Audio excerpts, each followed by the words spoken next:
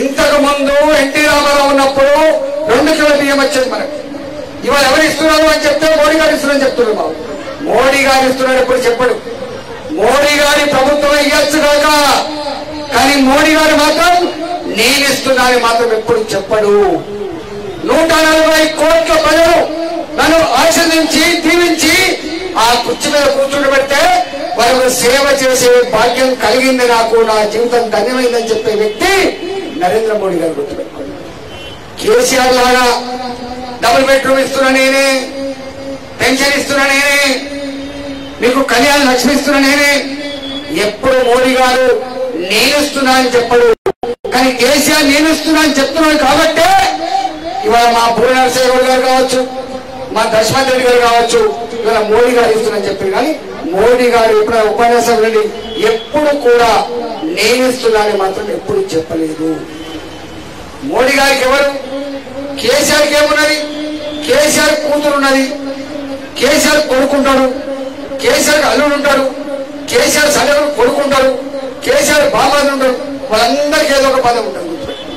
వాళ్ళు రాకుండా ఇప్పుడు మనం చెప్పద్దు. కానీ ఇవాళ కొడుకు ఒక మంత్రి, అల్లుడు ఒక మంత్రి, వాళ్ళ సలహుడు కొడుకు రాజ్యసభ సభ్యుడు. కానీ తెలంగాణ వచ్చి మనం ఆయనకు అధికారం కట్టబెడితే బాగుపడ్డది తెలంగాణ కంటే కూడా కేసీఆర్ కుటుంబం బాగుపడ్డదని చెప్పి అంతా భావించింది. అందుకే గుర్తుడు దెబ్బతిరిగిపోయింది, వెళ్ళిపోయింది. కానీ మోడీ గారి కోటేస్తే ఏమంటున్నాడు? మోడీ గారి కోటేస్తే నాకు కూతురు లేరు, నా కొడుకులు లేరు, నాకున్న కుటుంబం వల్ల 140 కోట్ల ప్రజలే నా కుటుంబం అని చెప్పి భావించే వ్యక్తి నరేంద్ర మోడీ గారు.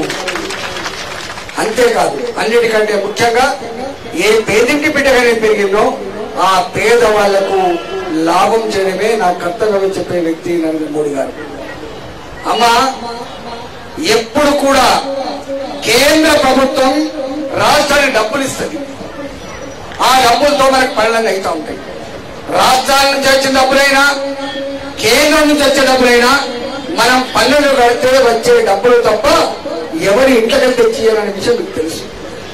కానీ మొట్టమొదటిసారిగా నరేంద్ర మోడీ గారు సొంత ఇంటి కళ నెరవేర్చాలని చెప్పి 4 కోట్ల మందికి ఇల్లు కట్టించిన వ్యక్తి నరేంద్ర మోడీ గారు. ఆ రోజు నేను కూడా మంత్రిగా ఉన్నా. చాలా మంది అడిగారు, అయ్యా మీరు డబుల్ బెడ్రూమ్ కట్టిస్తా అని చెప్పాను. దేశంలో ఏ రాష్ట్రంలో ఏ ముఖ్యమంత్రి కూడా పేదల గురించి ఇంత గొప్పగా ఆలోచించలేని చెప్పారు కదా మీరు.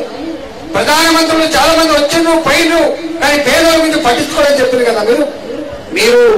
అందరికంటే దేశంలో ఎక్కడ లేని ఇళ్ల కంటే డబుల్ బెడ్రూమ్ కట్టిస్తా అని చెప్పింది.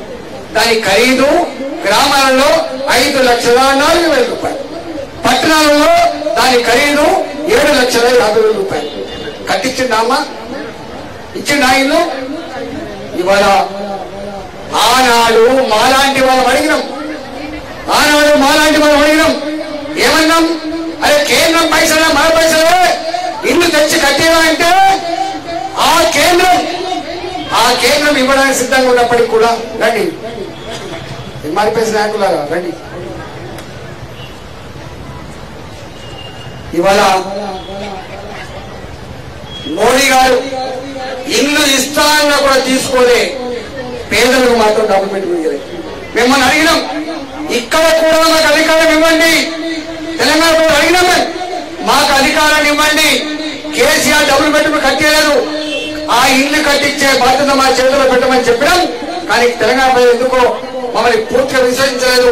కానీ మీకు హామీ ఇస్తా ఉన్నాం, భారతీయ జనతా పార్టీ నరేంద్ర మోడీ గారికి కమలం పువ్వు గుర్తును గెలిపించండి, తప్పకుండా పేద ఇంటి కళ నెరవేర్చే బాధ్యత మా చేతుల్లో పెట్టమని చెప్పి మీకు విజ్ఞప్తి చేస్తాం.